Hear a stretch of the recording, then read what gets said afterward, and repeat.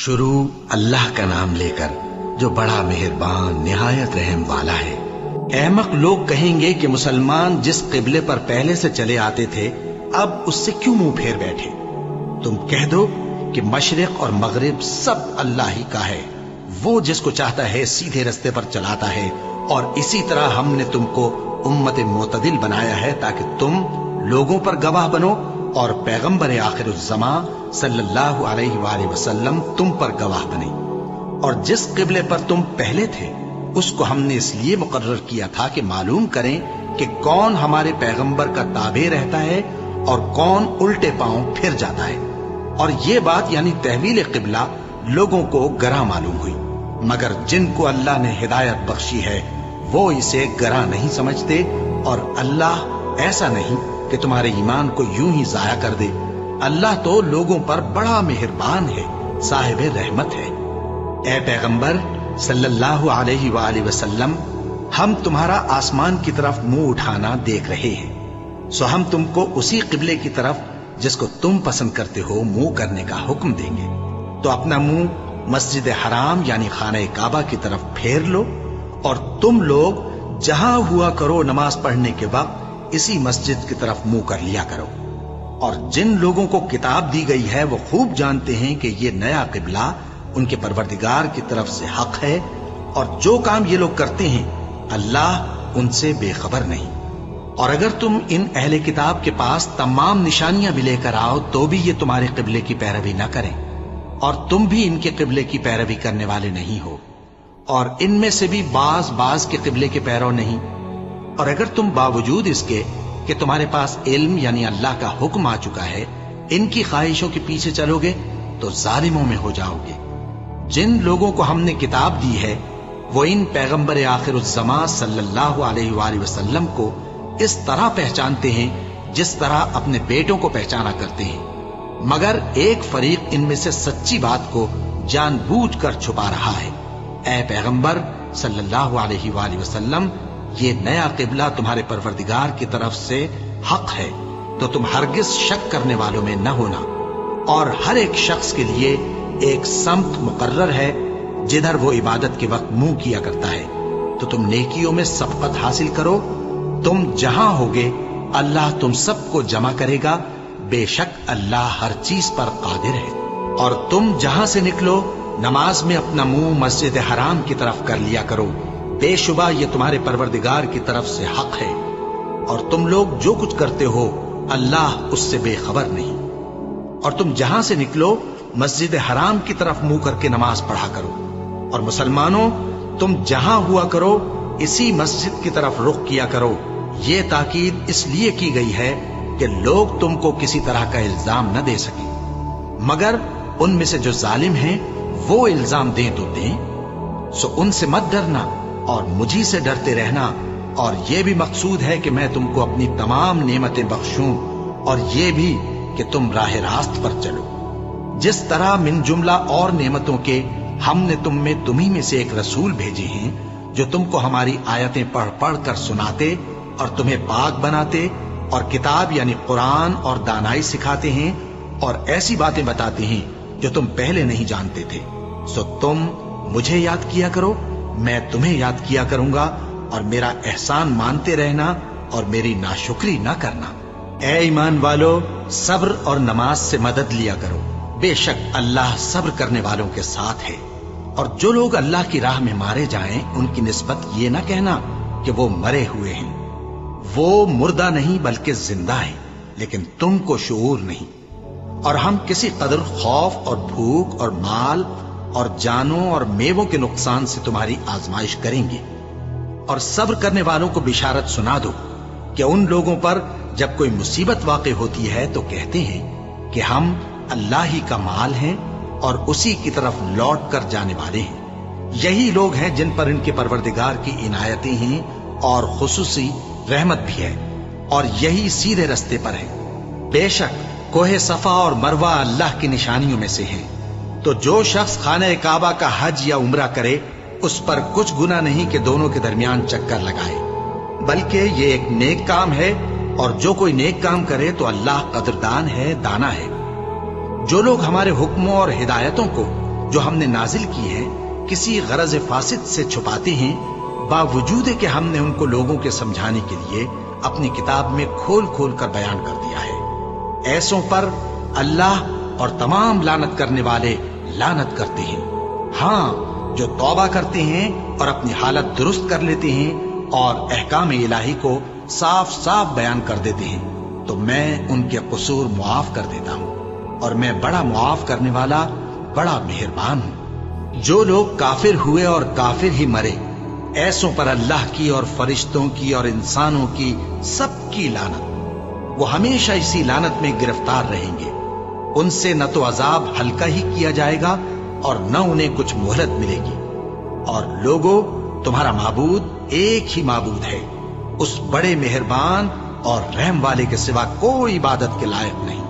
बेशक आसमानों और जमीन के पैदा करने में और रात और दिन के एक दूसरे के पीछे आने जाने में और कश्तियों और जहाजों में जो समंदर में लोगों के फायदे के लिए रवा हैं, और में जिसको अल्लाह आसमान से बरसाता और उससे जमीन को उसके मुर्दा हो जाने के बाद जिंदा यानी खुश्क हो जाने के बाद सरसब्ज कर देता है, और जमीन पर हर किस्म के जानवर फैलाने में और हवाओं के चलाने में और बादलों में जो आसमान और जमीन के दरमियान घिरे रहते हैं, अक्लमंदों के लिए अल्लाह की कुदरत की निशानियां हैं।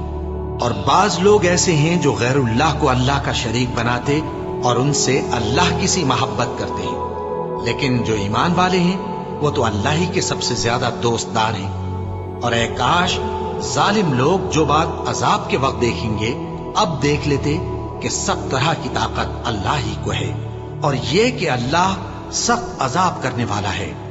उस दिन कुफ्र के पेशवा अपने पैरों से बेजारी जाहिर करेंगे और दोनों अजाब इलाही देख लेंगे और उनके आपस के ताल्लुकात मुनक़ते हो जाएंगे।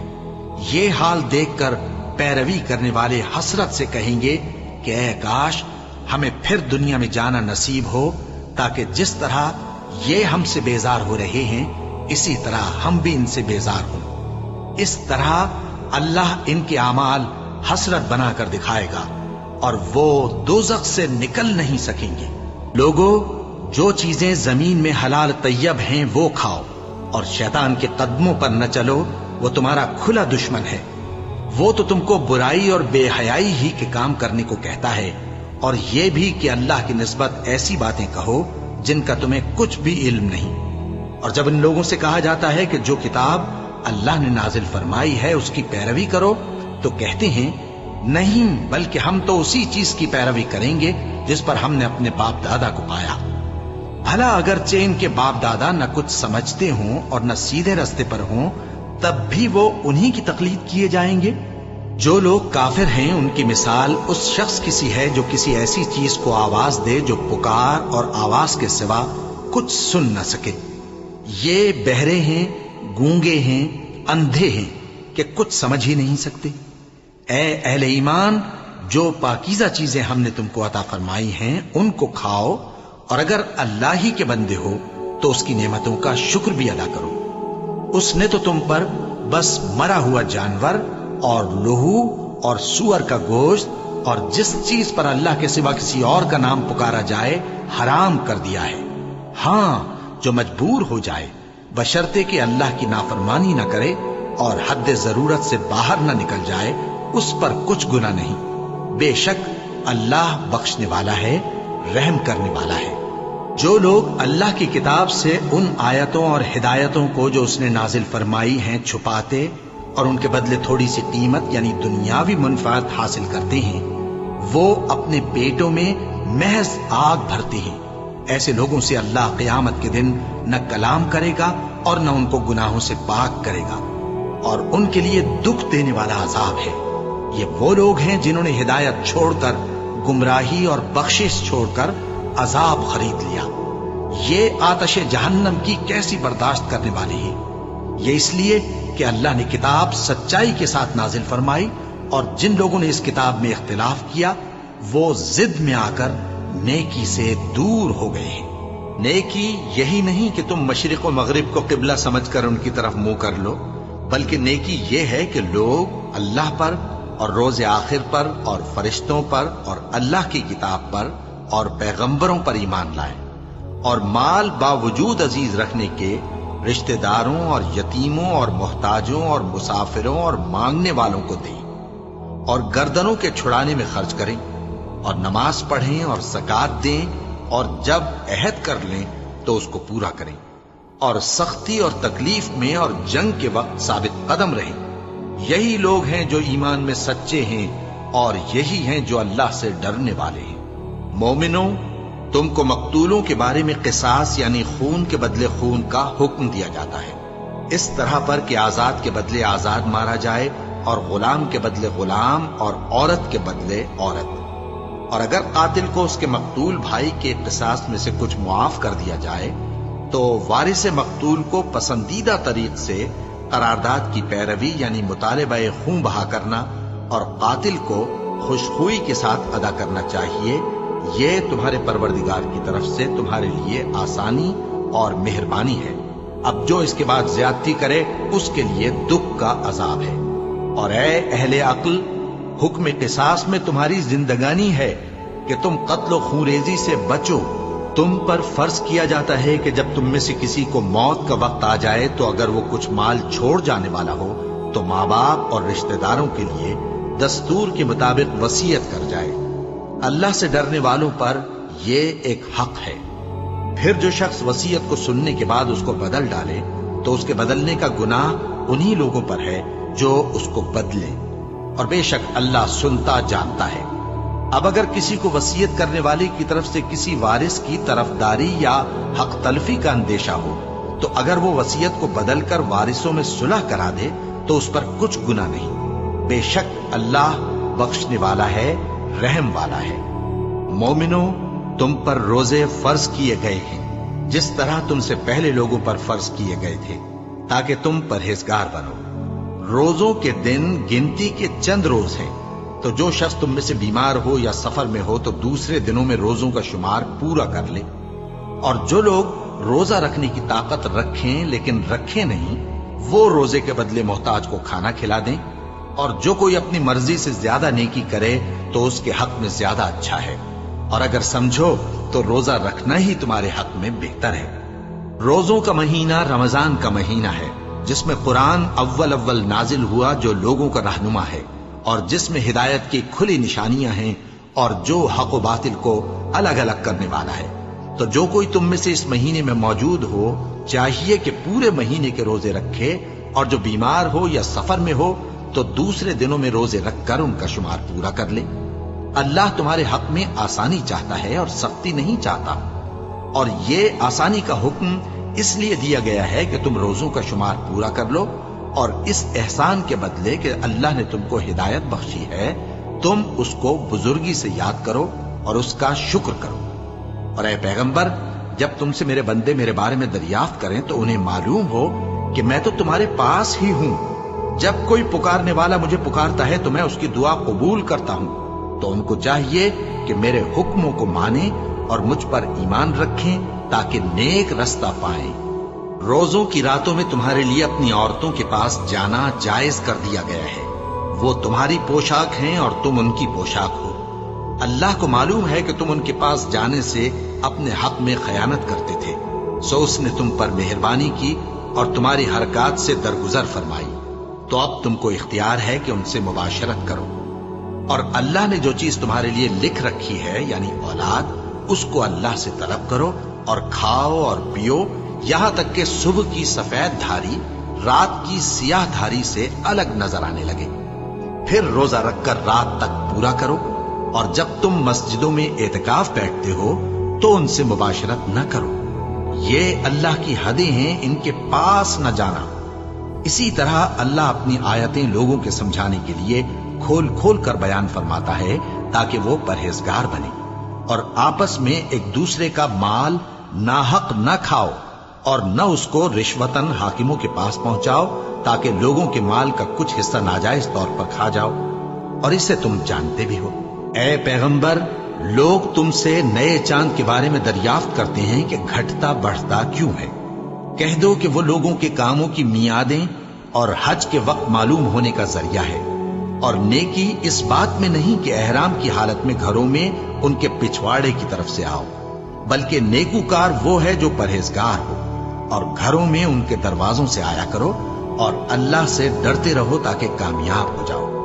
और जो लोग तुमसे लड़ते हैं तुम भी अल्लाह की राह में उनसे लड़ो, मगर ज्यादती न करना कि अल्लाह ज्यादती करने वालों को दोस्त नहीं रखता। और उनको जहां पाओ कत्ल कर दो, और जहां से उन्होंने तुमको निकाला है यानी मक्के से, वहां से तुम भी उनको निकाल दो। और दीन से गुमराह करने का फसाद कत्लो खूरेजी से कहीं बढ़कर है। और जब तक वो तुमसे मस्जिद हराम यानी खाने काबा के पास न लड़े, तुम भी वहां उनसे न लड़ना। हां, अगर वो तुमसे लड़ें तो तुम उनको कत्ल कर डालो। काफिरों की यही सजा है।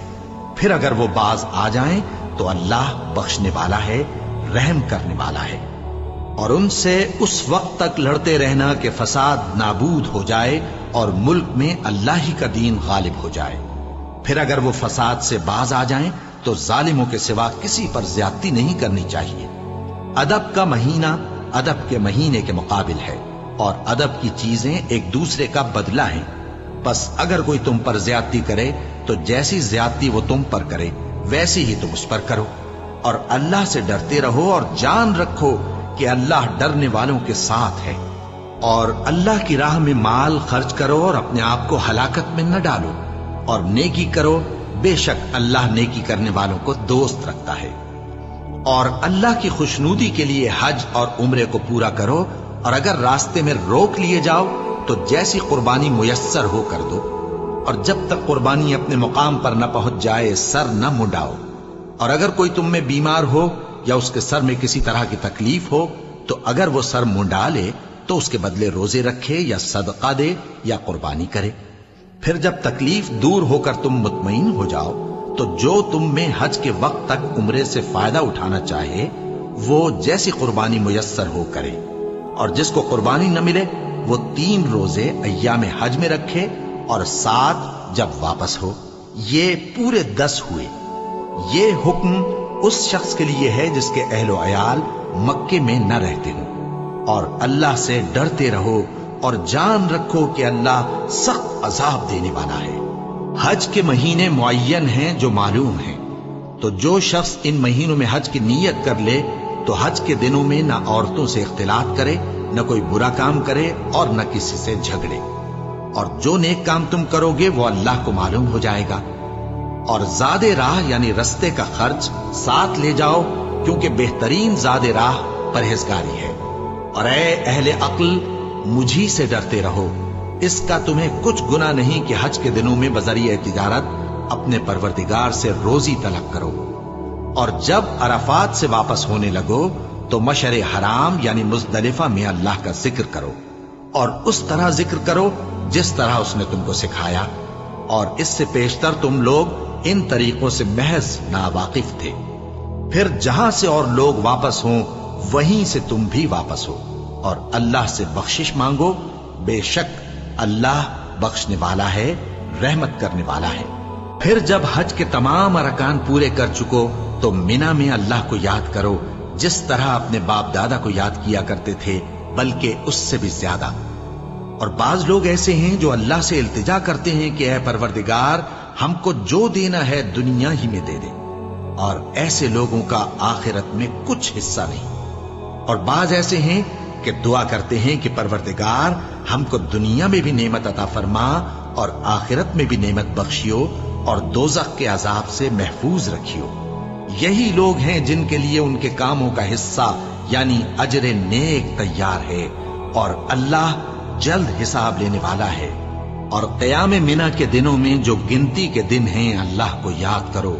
अगर कोई जल्दी करे और 2 ही दिन में चल दे तो उस पर भी कुछ गुनाह नहीं, और जो बात तक ठहरा रहे उस पर भी कुछ गुनाह नहीं। ये बातें उस शख्स के लिए हैं जो अल्लाह से डरे। और तुम लोग अल्लाह से डरते रहो और जान रखो कि तुम सब उसके पास जमा किए जाओगे। और कोई शख्स तो ऐसा है जिसकी गुफ्तगू दुनिया की जिंदगी में तुमको दिलकश मालूम होती है, और वो अपने माफिज ज़मीर पर यानी उस बात पर जो उसके दिल में है अल्लाह को गवाह बनाता है, हालांकि वो सख्त झगड़ालू है। और जब पीठ फेर कर चला जाता है तो जमीन में दौड़ता फिरता है ताकि उसमें फितना अंगेजी करे। اور کھیتی کو برباد اور انسانوں اور حیوانوں کی نسل کو نابود کر دے۔ اور اللہ فتنہ انگیزی کو پسند نہیں کرتا، اور جب اس سے کہا جاتا ہے کہ اللہ سے خوف کر تو غرور اس کو گناہ میں پھنسا دیتا ہے، سو اس کو جہنم کافی ہے اور وہ بہت برا ٹھکانہ ہے۔ اور کوئی شخص ایسا ہے کہ اللہ کی خوشنودی حاصل کرنے کے لیے اپنی جان بیچ ڈالتا ہے، اور اللہ بندوں پر بہت مہربان ہے۔ مومنو، اسلام میں پورے داخل ہو جاؤ اور شیطان کے پیچھے نہ چلو، وہ تو تمہارا کھلا دشمن ہے۔ پھر اگر تم احکام روشن پہنچ جانے کے بعد لڑکھڑا جاؤ تو جان رکھو کہ اللہ غالب ہے، حکمت والا ہے۔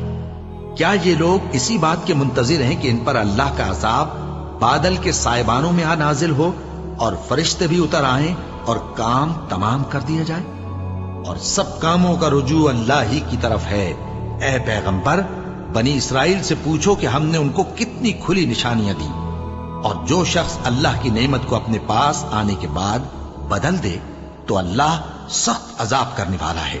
اور جو کافر ہیں ان کے لیے دنیا کی زندگی خوشنما کر دی گئی ہے، اور وہ مومنوں سے تمسخر کرتی ہیں، لیکن جو پرہیزگار ہیں وہ قیامت کے دن ان سے اوپر ہوں گے۔ اور اللہ جس کو چاہتا ہے بے حساب رزق دیتا ہے۔ پہلے تو سب لوگوں کا ایک ہی مذہب تھا، لیکن وہ آپس میں اختلاف کرنے لگے تو اللہ نے ان کی طرف بشارت دینے والے اور ڈر سنانے والے پیغمبر بھیجے، اور ان پر سچائی کے ساتھ کتابیں نازل کی، تاکہ جن امور میں لوگ اختلاف کرتے تھے ان کا ان میں فیصلہ کر دے۔ اور اس میں اختلاف بھی انہی لوگوں نے کیا جن کو کتاب دی گئی تھی، باوجود کہ ان کے پاس کھلے ہوئے احکام آ چکے تھے، اور یہ اختلاف انہوں نے صرف آپس کی ضد سے کیا۔ تو جس امر حق میں وہ اختلاف کرتے تھے اللہ نے اپنی مہربانی سے مومنوں کو اس کی راہ دکھا دی، اور اللہ جس کو چاہتا ہے سیدھا رستہ دکھا دیتا ہے۔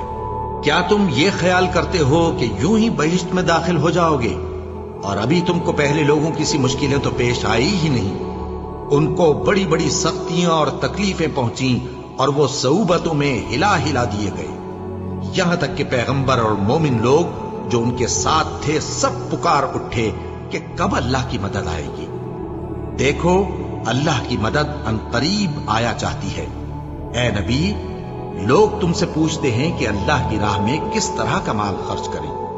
کہہ دو کہ جو چاہو خرچ کرو، لیکن جو مال خرچ کرنا چاہو وہ درجہ بدرجہ اہل استحقاق یعنی ماں باپ کو اور قریب کے رشتہ داروں کو اور یتیموں کو اور محتاجوں کو اور مسافروں کو سب کو دو، اور جو بھلائی تم کرو گے اللہ اس کو جانتا ہے۔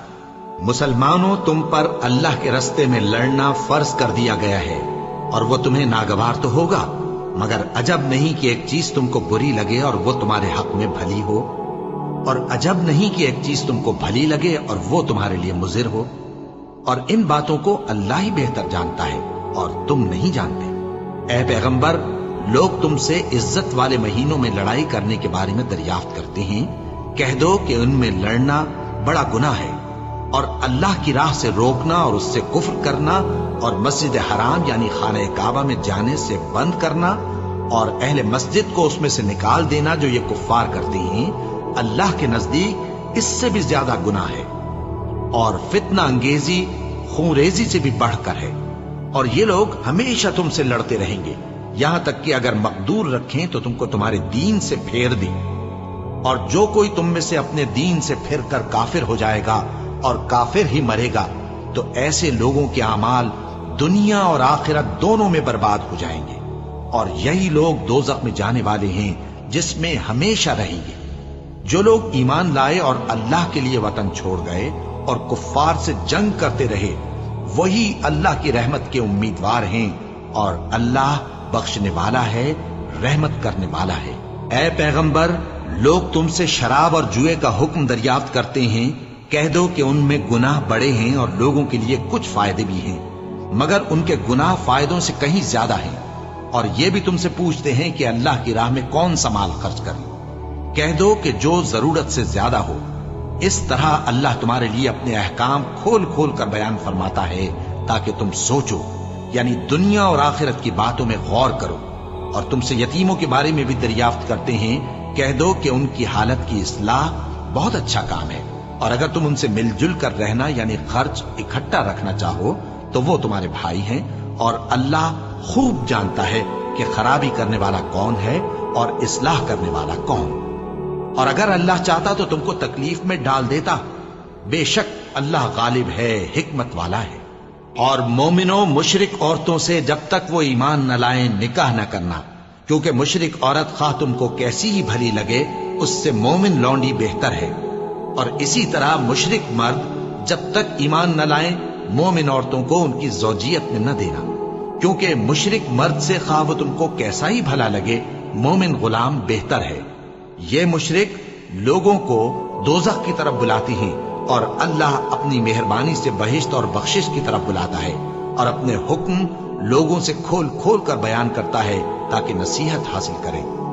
اور تم سے حیض کے بارے میں دریافت کرتے ہیں، کہہ دو وہ تو نجاست ہے، سو ایام حیض میں عورتوں سے کنارہ کش رہو، اور جب تک وہ پاک نہ ہو جائیں ان سے مقاربت نہ کرو۔ ہاں، جب وہ پاک ہو جائیں تو جس طریق سے اللہ نے تمہیں ارشاد فرمایا ہے ان کے پاس جاؤ، کچھ شک نہیں کہ اللہ توبہ کرنے والوں اور پاک صاف رہنے والوں کو دوست رکھتا ہے۔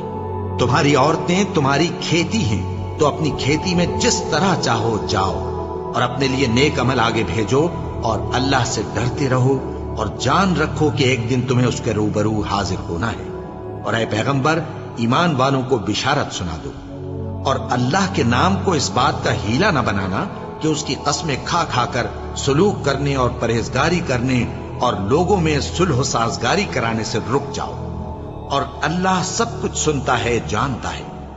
اللہ تمہاری لغو قسموں پر تم سے مواخذہ نہیں کرے گا، لیکن جو قسمیں تم قصد دلی سے کھاؤ گے ان پر مواخذہ کرے گا، اور اللہ بخشنے والا ہے، بردبار ہے۔ جو لوگ اپنی عورتوں کے پاس جانے کی قسم کھا لیں ان کو 4 مہینے تک انتظار کرنا چاہیے۔ اگر اس عرصے میں قسم سے رجوع کر لیں تو اللہ بخشنے والا ہے، مہربان ہے۔ اور اگر طلاق کا ارادہ کر لیں تو بھی اللہ سنتا ہے، جانتا ہے۔ اور طلاق والی عورتیں 3 حیض تک اپنے تئیں روکے رہیں، اور اگر وہ اللہ اور روز قیامت پر ایمان رکھتی ہیں تو ان کو جائز نہیں کہ اللہ نے جو کچھ ان کے شکم میں پیدا کیا ہے اس کو چھپائیں۔ اور ان کے خاوند اگر پھر موافقت چاہیں تو اس مدت میں وہ ان کو اپنی زوجیت میں لے لینے کے زیادہ حقدار ہیں۔ اور عورتوں کا حق مردوں پر ویسا ہی ہے جیسے دستور کے مطابق مردوں کا حق عورتوں پر ہے، البتہ مردوں کو عورتوں پر 1 درجہ فضیلت ہے، اور اللہ غالب ہے، صاحب حکمت ہے۔ طلاق صرف 2 بار ہے، یعنی جب 2 دفعہ طلاق دے دی جائے تو پھر عورتوں کو یا تو بطریق شائستہ نکاح میں رہنے دینا ہے یا بھلائی کے ساتھ چھوڑ دینا۔ اور یہ جائز نہیں کہ جو مہر تم ان کو دے چکے ہو اس میں سے کچھ واپس لے لو۔ ہاں، اگر زن و شوہر کو خوف ہو کہ وہ اللہ کی حدوں کو قائم نہیں رکھ سکیں گے تو اگر عورت خاوند کے ہاتھ سے رہائی پانے کے بدلے میں کچھ دے ڈالے تو دونوں پر کچھ گناہ نہیں۔ یہ اللہ کی مقرر کی ہوئی حدیں ہیں، ان سے باہر نہ نکلنا، اور جو لوگ اللہ کی حدوں سے باہر نکل جائیں گے وہ گناہگار ہوں گے۔ پھر اگر شوہر 2 طلاقوں کے بعد تیسری طلاق عورت کو دے دے تو اس کے بعد جب تک عورت کسی دوسرے شخص سے نکاح نہ کر لے اس پہلے شوہر پر حلال نہ ہوگی۔ ہاں، اگر دوسرا خاوند بھی طلاق دے دے اور عورت اور پہلا خاوند پھر ایک دوسرے کی طرف رجوع کر لیں تو ان پر کچھ گناہ نہیں، بشرطے کہ دونوں یقین کریں کہ اللہ کی حدوں کو قائم رکھ سکیں گے، اور یہ اللہ کی حدیں ہیں، ان کو وہ ان لوگوں کے لیے بیان فرماتا ہے جو علم رکھتے ہیں۔ اور جب تم عورتوں کو 2 دفعہ طلاق دے چکو اور ان کی عدت پوری ہو جائے تو انہیں یا تو حسن سلوک سے نکاح میں رہنے دو یا بطریق شائستہ رخصت کر دو، اور اس نیت سے ان کو نکاح میں نہ رہنے دینا چاہیے کہ انہیں تکلیف دو اور ان پر زیادتی کرو، اور جو ایسا کرے گا وہ اپنا ہی نقصان کرے گا۔ اور اللہ کے احکام کو ہنسی اور کھیل نہ بناؤ، اور اللہ نے تم کو جو نعمتیں بخشی ہیں اور تم پر جو کتاب اور دانائی کی باتیں نازل کی ہیں جن سے وہ تمہیں نصیحت فرماتا ہے ان کو یاد کرو، اور اللہ سے ڈرتے رہو، اور جان رکھو کہ اللہ ہر چیز سے واقف ہے۔ اور جب تم عورتوں کو طلاق دے چکو اور ان کی عدت پوری ہو جائے تو ان کو اپنے شوہروں کے ساتھ جب وہ آپس میں جائز طور پر راضی ہو جائیں نکاح کرنے سے مت روکو۔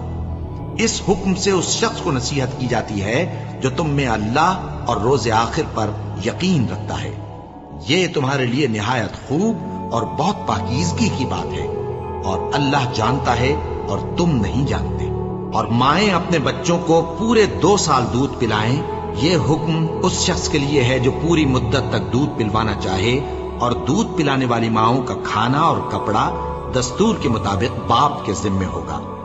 کسی شخص کو اس کی طاقت سے زیادہ تکلیف نہیں دی جاتی، تو یاد رکھو کہ نہ تو ماں کو اس کے بچے کے سبب نقصان پہنچایا جائے اور نہ باپ کو اس کی اولاد کی وجہ سے نقصان پہنچایا جائے، اور اسی طرح نان و نفقہ بچے کے وارث کے ذمے ہے۔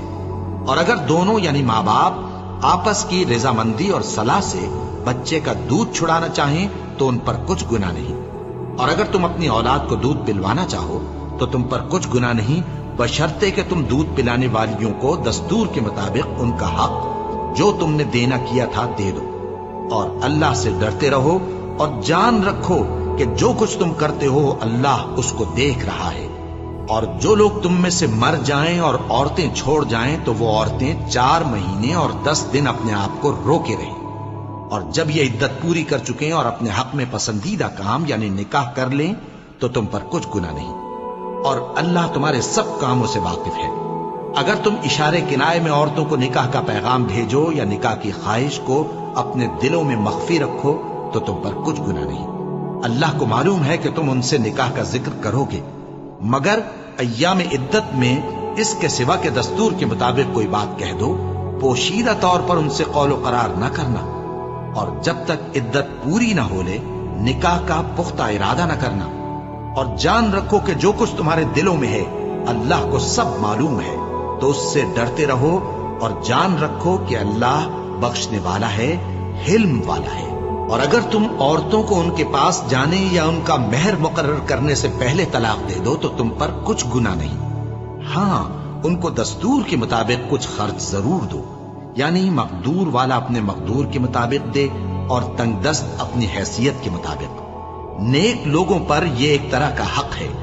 اور اگر تم عورتوں کو ان کے پاس جانے سے پہلے طلاق دے دو لیکن مہر مقرر کر چکے ہو تو آدھا مہر دینا ہوگا۔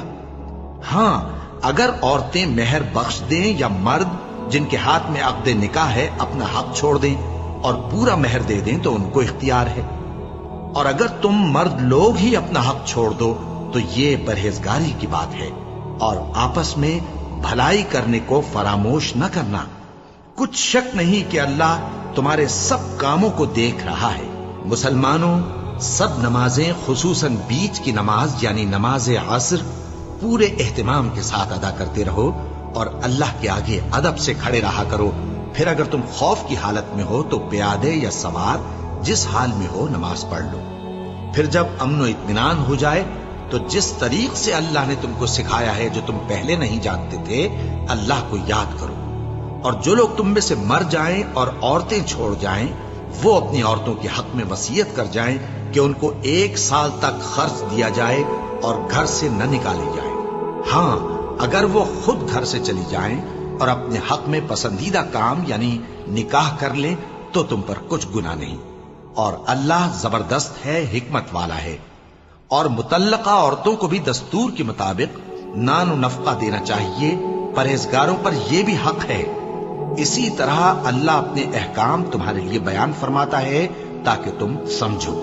بھلا تم نے ان لوگوں کو نہیں دیکھا جو شمار میں ہزاروں ہی تھے اور موت کے ڈر سے اپنے گھروں سے نکل بھاگے تھے؟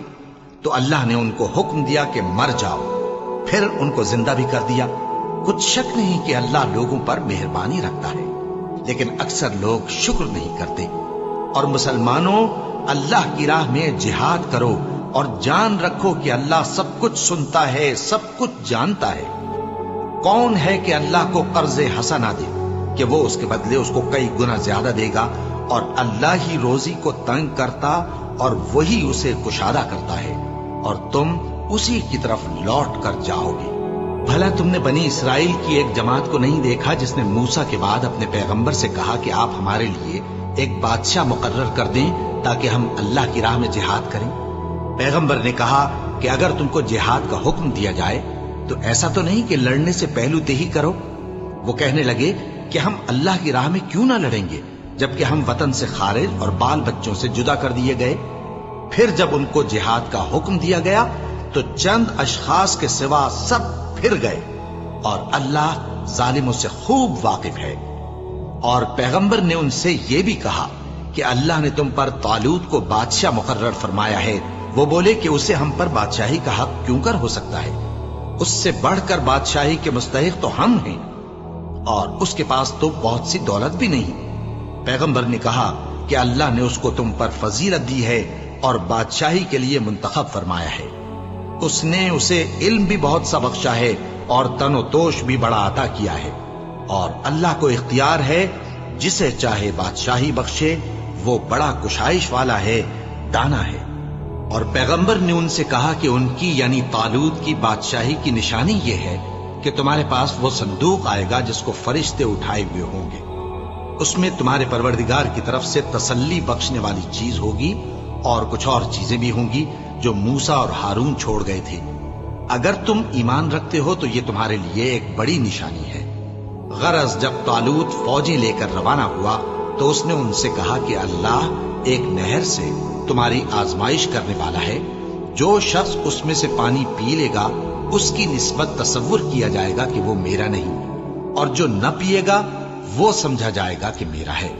ہاں اگر کوئی ہاتھ سے چلو بھر پانی لے لے تو خیر۔ جب وہ لوگ نہر پر پہنچے تو چند آدمیوں کے سوا سب نے پانی پی لیا۔ پھر جب طالوت اور مومن لوگ جو اس کے ساتھ تھے نہر کے پار ہو گئے تو کہنے لگے کہ آج ہم میں جالوت اور اس کے لشکر سے مقابلہ کرنے کی طاقت نہیں۔ جو لوگ یقین رکھتے تھے کہ ان کو اللہ کے روبرو حاضر ہونا ہے، وہ کہنے لگے کہ بسا اوقات تھوڑی سی جماعت نے اللہ کے حکم سے بڑی جماعت پر فتح حاصل کی ہے، اور اللہ ثابت قدم رہنے والوں کے ساتھ ہے۔ اور جب وہ لوگ جالوت اور اس کے لشکر کے مقابل میں آئے تو اللہ سے دعا کی کہ اے پروردگار، ہم پر صبر کے دہانے کھول دے اور ہمیں لڑائی میں ثابت قدم رکھ اور لشکر کفار پر فتح یاب کر۔ تو طالوت کی فوج نے اللہ کے حکم سے ان کو شکست دے دی، اور داؤد نے جالوت کو قتل کر ڈالا، اور اللہ نے ان کو بادشاہی اور دانائی بخشی اور جو کچھ چاہا سکھایا۔ اور اگر اللہ لوگوں کو ایک دوسرے پر چڑھائی اور حملہ کرنے سے نہ ہٹاتا رہتا تو کرۂ ارض تباہ ہو جاتا، لیکن اللہ اہل عالم پر بڑا مہربان ہے۔ یہ اللہ کی آیتیں ہیں جو ہم تم کو سچائی کے ساتھ پڑھ کر سناتے ہیں، اور اے محمد صلی اللہ علیہ وآلہ وسلم، تم بلا شبہ پیغمبروں میں سے ہو۔